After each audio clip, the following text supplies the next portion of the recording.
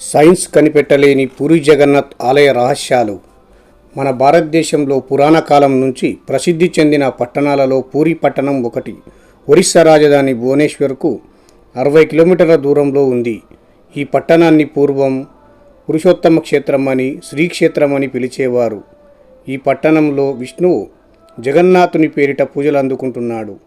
ఈ భారతదేశంలోని దివ్యక్షేత్రాలలో ప్రముఖమైనది మరియు హిందువులు పవిత్రంగా భావించే చార్ధామ్ యాత్ర పుణ్యక్షేత్రాలలో ఒకటి. ఇక్కడ ప్రతి ఏటా నిర్వహించే రథయాత్రకు లక్షలాది సంఖ్యలో భక్తులు విచ్చేస్తారు.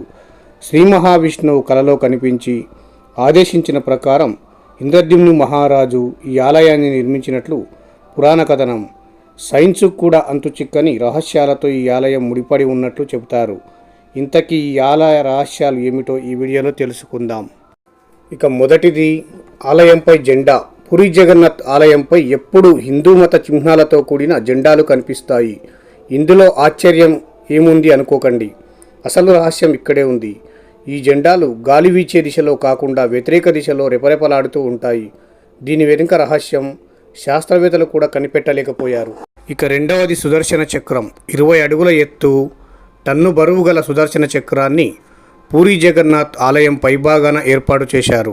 ఆశ్చర్యకర విషయం ఏమిటంటే పూరి పట్టణంలో ఏ మూల నుంచి చూసినా ఈ సుదర్శన చక్రం కనిపిస్తుంది. ఆలయం పైన చక్రాన్ని ఉంచిన తీరు ఒక ఇంజనీరింగ్ మిస్టరీగానే మిగిలిపోయింది. ఏ వైపు నుంచి చూసినా అది మీకు అభిముఖంగానే కనిపిస్తుంది. ఇక మూడవది, ఈ ఆలయంపై పక్షులు, విమానాలు ఎగరవు. ఈ ఆలయంపై నుంచి విమానాలు, పక్షులు ఎగరకపోవడం ఆశ్చర్యకర విషయం. దేశంలోని ఏ ఆలయంలోనూ ఇటువంటి అంశం కనిపించడం అరుదు. ఏ ప్రభుత్వము దీన్ని నో ఫ్లయింగ్ జోన్గా ప్రకటించలేదు. ఏదో తెలియని అతిత శక్తి కారణంగా ఇది నో ఫ్లయింగ్ జోన్గా పరిగణింపబడుతుంది.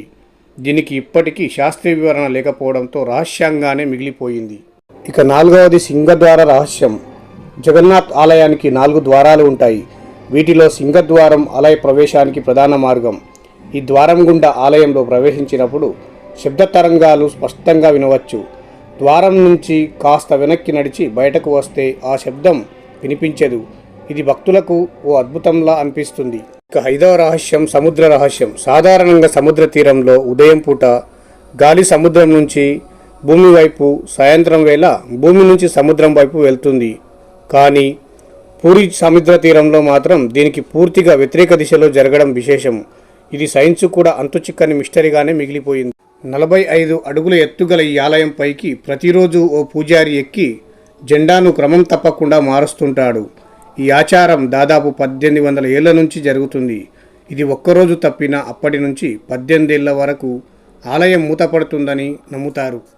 పూరి జగన్నాథ్ ఆలయానికి వివిధ రాష్ట్రాల నుంచి, దేశాల నుంచి ప్రతిరోజు 2000 నుంచి 20,000 మంది భక్తులు వస్తుంటారు. అయితే ఏడాది పొడవునా ఒకే పరిమాణంలో ప్రసాదాన్ని ఆలయంలో తయారు చేస్తుంటారు. కానీ ఎప్పుడూ కూడా ప్రసాదం వృధా కావడం, భక్తులకు సరిపోవడం చోటు చేసుకోకపోవడం ఆశ్చర్యకర విషయం. ఈ ప్రసాదాన్ని 7 కుండలు ఒకదానిపై ఒకటి పెట్టి వండుతారు. కానీ కింద ఉన్న కుండల కంటే ముందుగా పైభాగంలో ఉన్న కుండలో ప్రసాదం తయారు కావడం విశేషం. ఇక ఈ ఆలయం దేశంలోని అత్యంత ధనిక దేవాలయాల్లో ఒకటిగా చెబుతారు. నివేదికల ప్రకారం ఈ ఆలయ నికర విలువ 150 కోట్లు. ఇక జగన్నాథుని పేరుతో రిజిస్టర్ చేయబడిన సుమారు 30,000 ఎకరాల భూమి కలిగి ఉంది. ఇలా ఈ ఆలయం వివిధ రహస్యాలతో సైన్స్ కూడా అంతుచిక్కని మిస్టరీగానే మిగిలిపోయింది.